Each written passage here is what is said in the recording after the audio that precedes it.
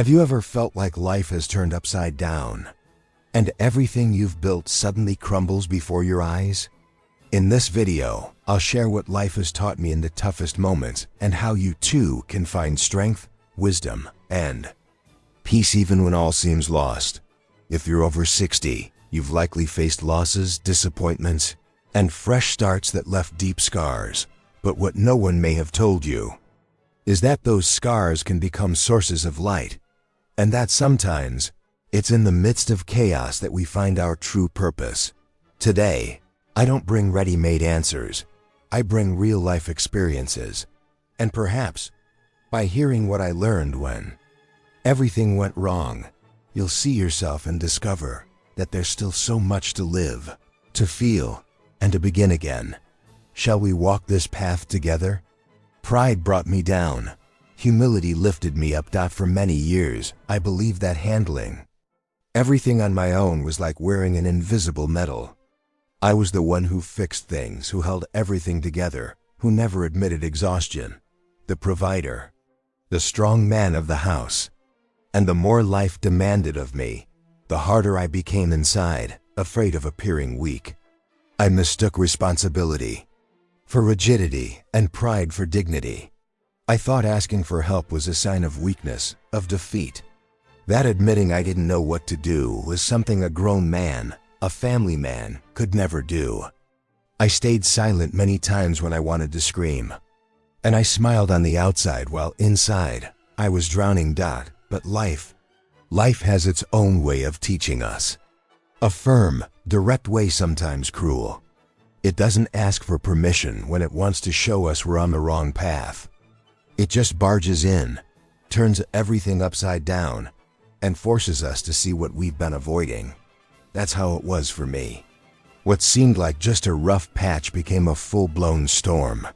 I lost my job, watched my home fall apart, and worse than anything, I lost the trust of the person who once looked at me with the most admiration.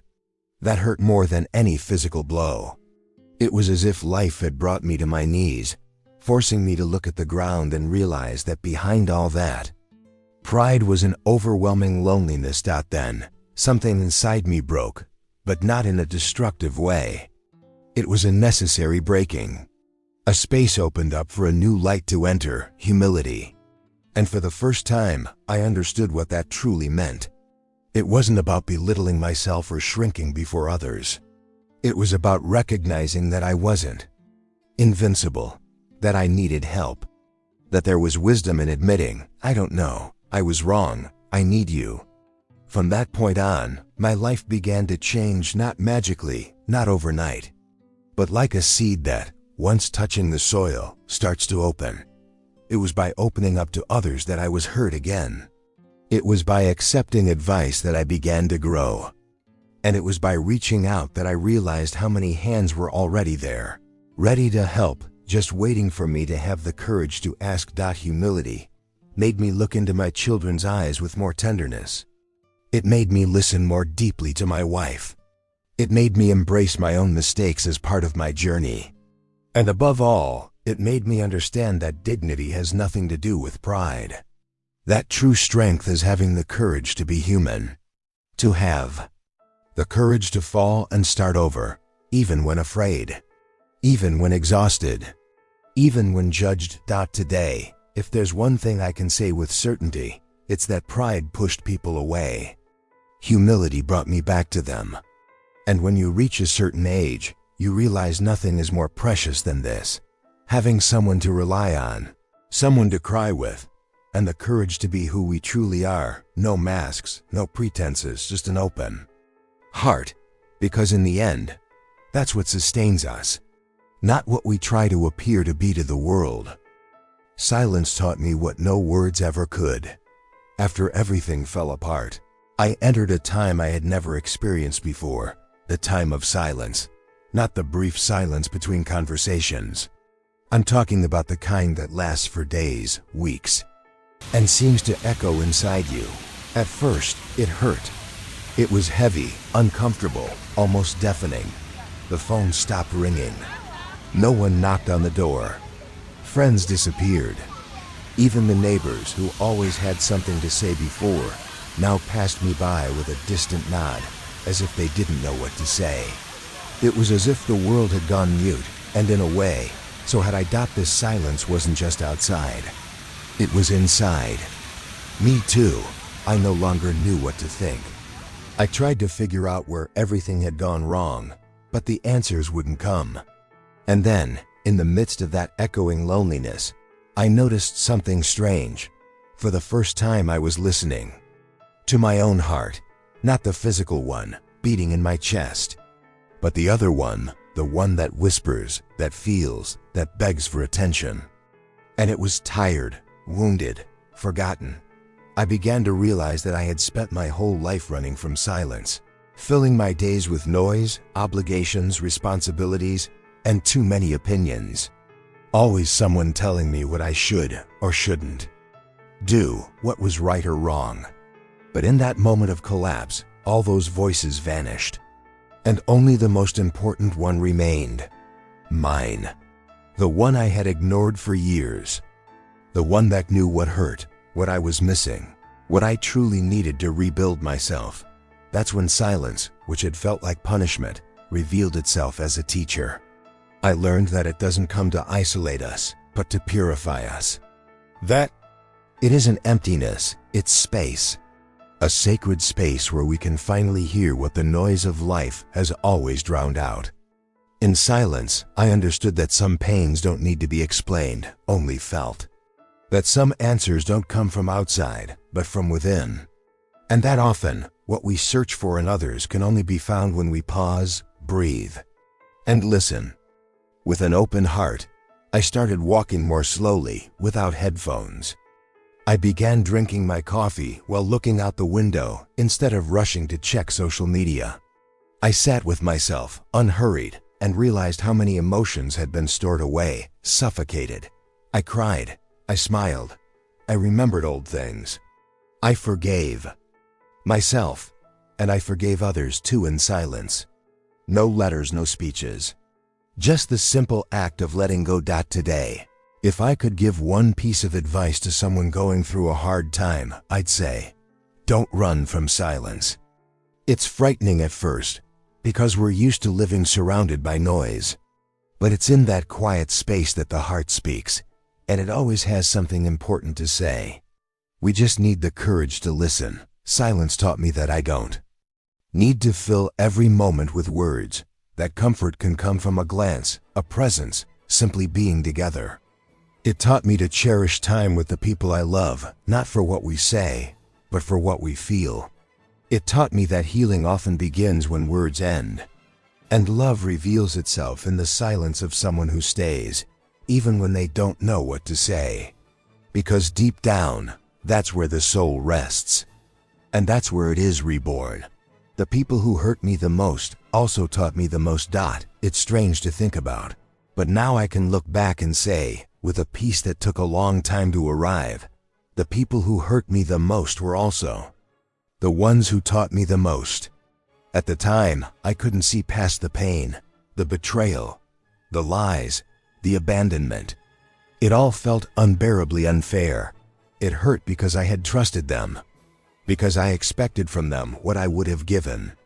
And when you hand someone your heart expecting care and receive scorn instead, it's like a part of you dies right there. For a long time I carried resentment. I raged. I asked God why. How could someone I loved, respected, and helped hurt me like that? But time and pain have a curious way of showing things from a different angle. Over the years, I realized that wounds shaped me. It forced me to look inward. It stripped away my naivety. It taught me to set boundaries, to recognize the signs I used to ignore out of neediness or a desire to please. I learned that sometimes, what hurts us the most isn't what others do, but what we allowed without realizing it. And that realization stings. It stings because it shows that part of the pain was built by our own choices, our own emotional blindness. But this isn't about blame. It's about maturity. About seeing life through the eyes of someone who has lived and learned. I came to understand that people can only give what they have. And many of those who hurt me were also hurting. Some were immature, others cold. Some didn't even know the damage they were causing. Others knew and did it anyway. And even those, as contradictory as it seems, taught me something.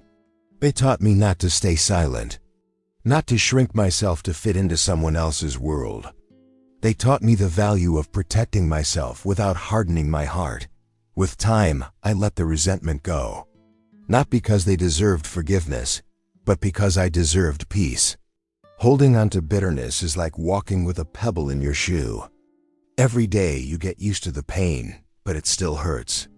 So I chose to release it, to breathe deeply, and to move forward lighter. I still remember everything, yes. Some wounds healed, others left scars. But today, those scars don't define me. They remind me of where I've been, what I've overcome, and how much I've grown. It's funny. Sometimes, after all this, you still run into those people. And when you've healed inside, the encounter doesn't hurt anymore. You look at them, maybe even smile politely, and keep walking. Because your soul is no longer trapped in that moment.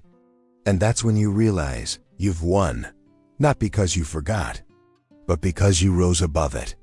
Because you turned pain into wisdom. That's why today, when I talk to younger people, or even friends my own age, I say, don't grow bitter.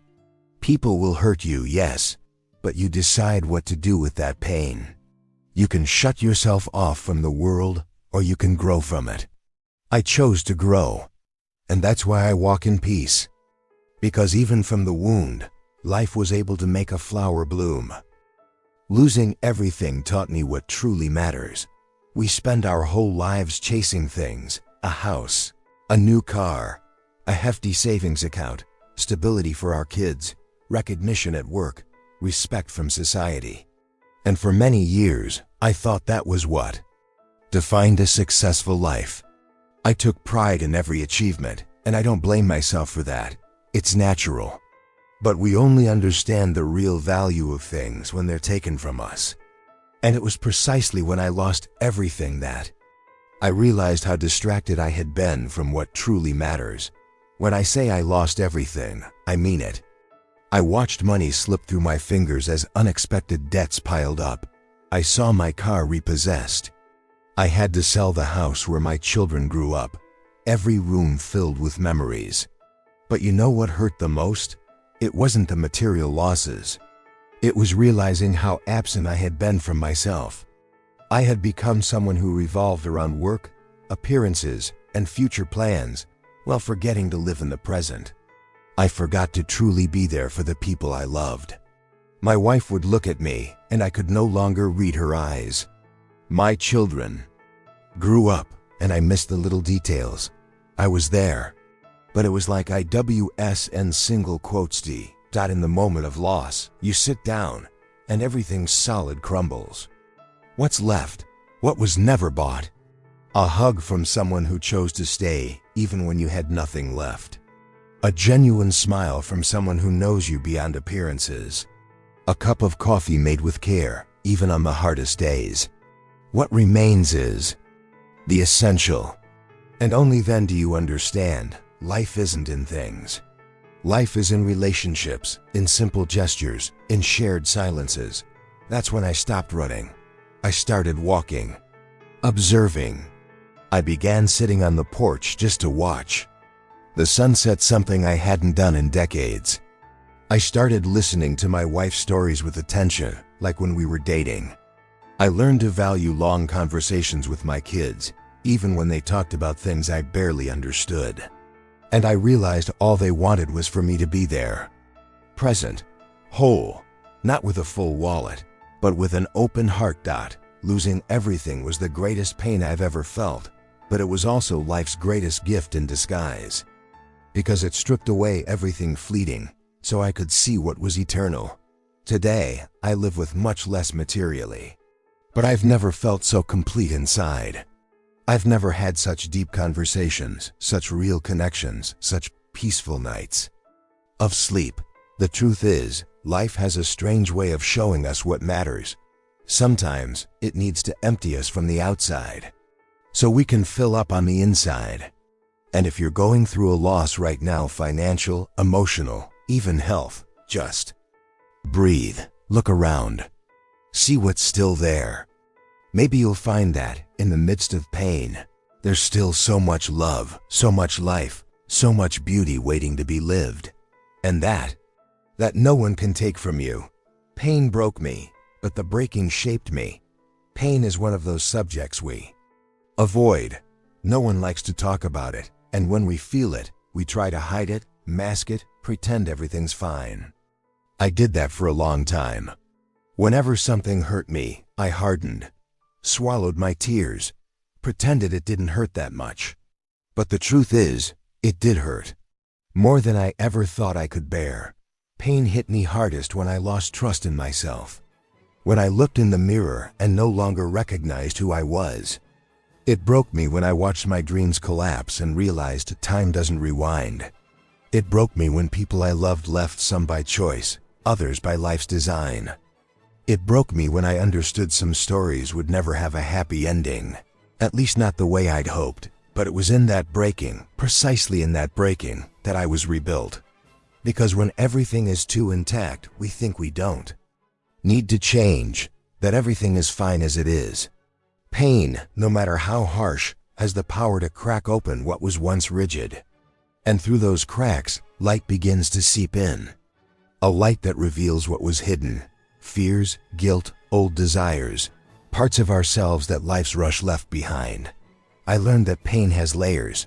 At first, it's raw, overwhelming, unbearable. But later, if we have the courage to sit with it, to listen to it, it begins to teach. It taught me compassion for myself and others. It taught me to listen. It taught me not to judge so quickly, because everyone carries a pain others don't see. It taught me to value small gestures, small steps, because when you're broken, every move forward is a victory. And it's funny, when you start rebuilding, you realize you're not going back to who you were before. You're becoming someone new, someone more whole inside, even with the scars. In fact, the scars don't disappear, and they don't need to, because they tell a story. They're proof you weathered the storm, and are still standing.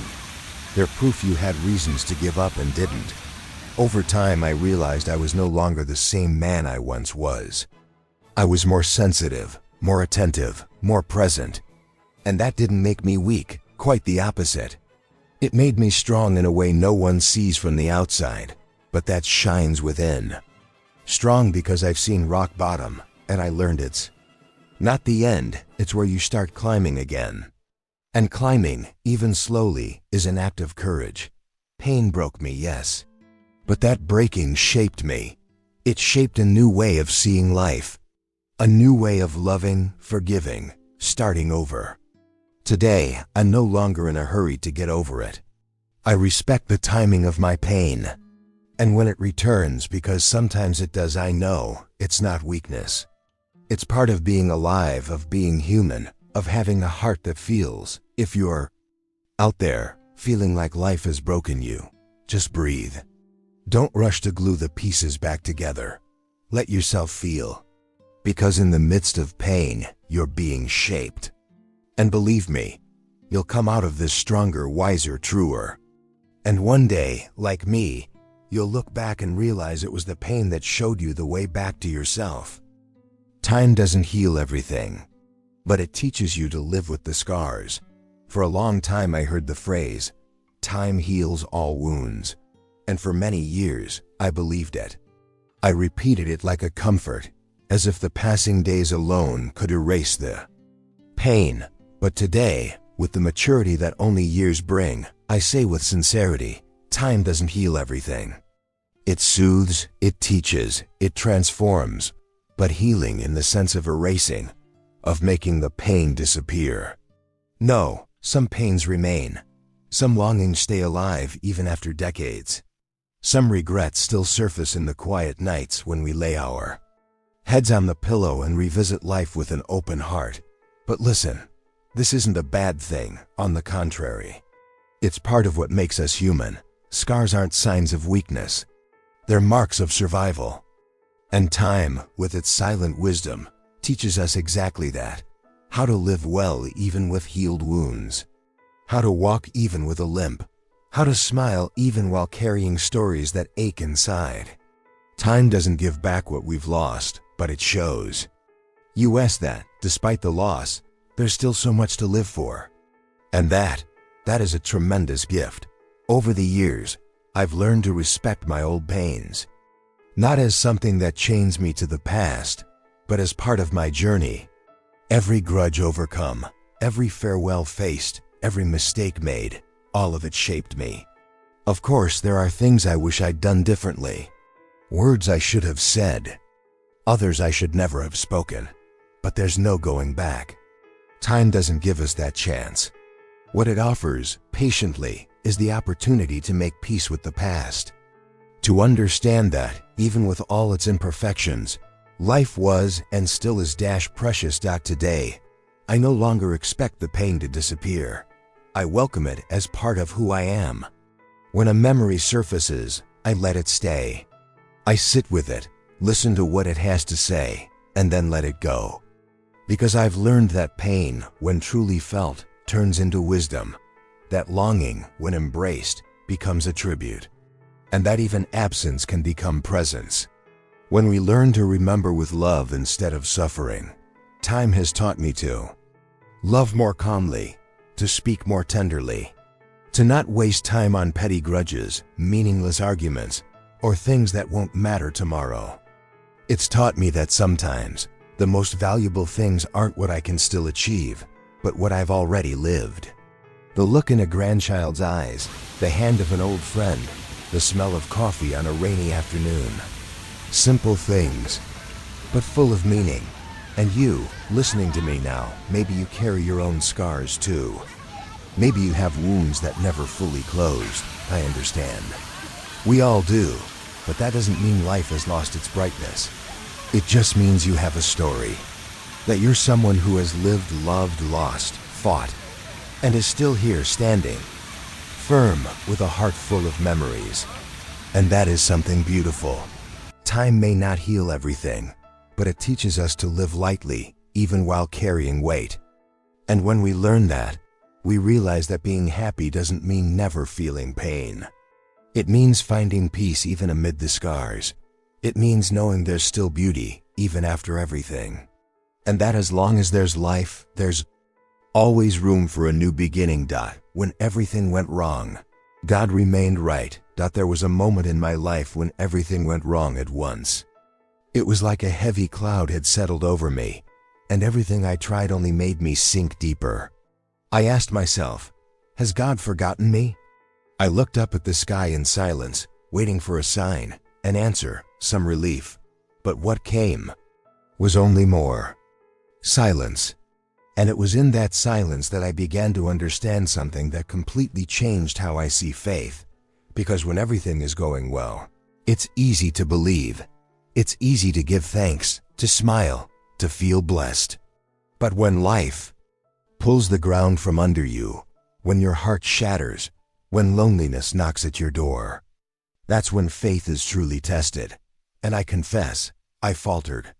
I raged. I asked God why me, why now, why so much at once?